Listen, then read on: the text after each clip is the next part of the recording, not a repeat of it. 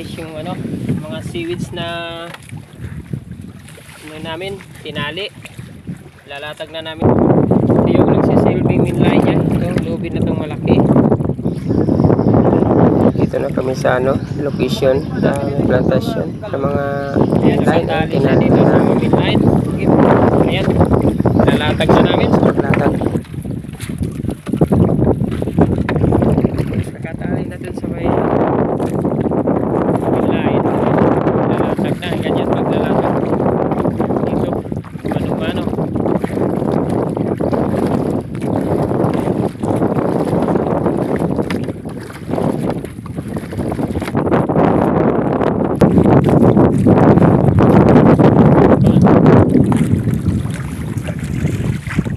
Guys, yung dating nakalatag, ayun o, malalaki na.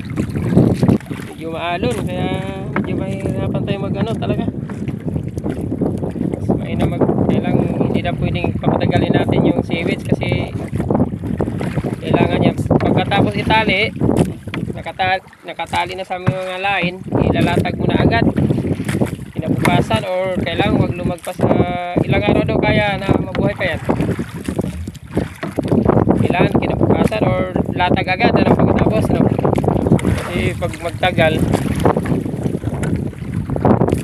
nagkakumpul-kumpul siya doon sa may ano,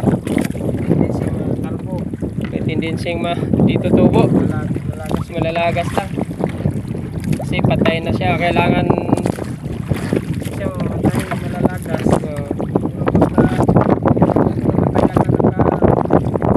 unti-unti siyang mamamatay, no? Hindi na makasurvive. Kailangan din sila ng oxygen. Magsama-sama na sila ang init, hina na yung oxygen. Ito live namin dito guys sa dagat, sa gitna ng karagatan.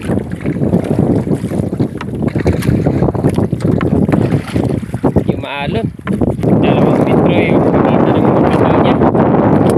Pag may nasirang mainline na putol line sa may seaweeds na nakatali, kailangan ano yun, pipirin mo agad kasi pag lumubog sa ilalim ng sa may coral, sa ilalim sa mga ikan or buhanginan, nakikita ng mga samaral, mga kitang, mga ganong klaseng isda na kumakain ng seaweeds. Bakit? Tapos yung ano mo, kakainin yung seaweeds. Mainam yung lubid gagamitin. Matibay, medyo latag na yun.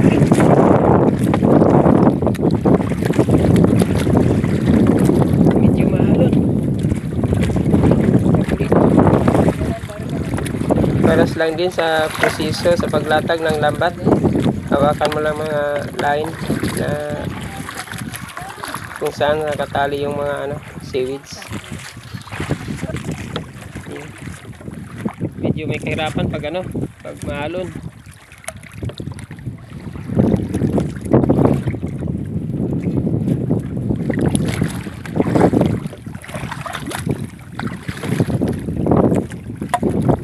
Kaya nakaayos yung ano. Tips ko naman din sa inyo, ano, yung gamitin nyo lubid, kaya lang medyo may kamahalan. Kaya ito yung kapatid ko, yung ginamit niya straw, plastic straw.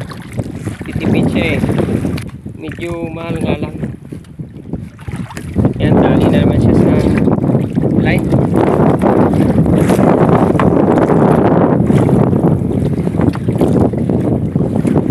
Ito yung center main line. Punta na. Kailangan na itali kasi pag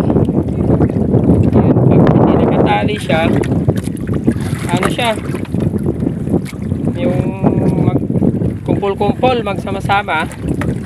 Kailangan itali din dito sa ano, may distansya siya. Hindi siya nakatali dyan, kumpul-kumpul, malalagas siya.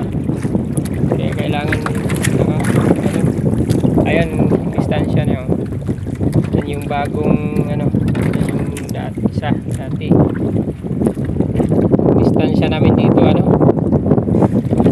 1 and 1/2 meter ang distansya namin. sa bawat tinatanim linalatag. Ayan yung mga dating nakalatag. Naharbisa na ba ito tol? Yan. Naharbisa na no? Maraming naharbisa niya guys yan. Parang ano ka lang ng kangkong. Bawas ka lang ng bawas. Pwede tutubo siya within 1 month. Malaki na siya. Pwede nang harbisin 45 days ganun. Kung 2 months larong marami ka nang ma-harvest. Ito yung sistema namin paglatag. Wala tayong high-tech na mga kagamitan din sa manual lang yung paglatag.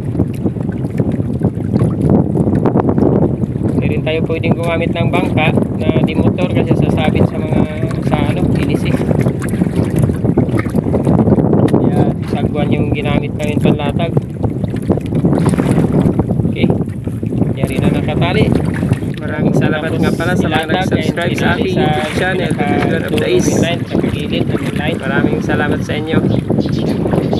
Sa mga hindi pa nag-subscribe, please subscribe my YouTube channel.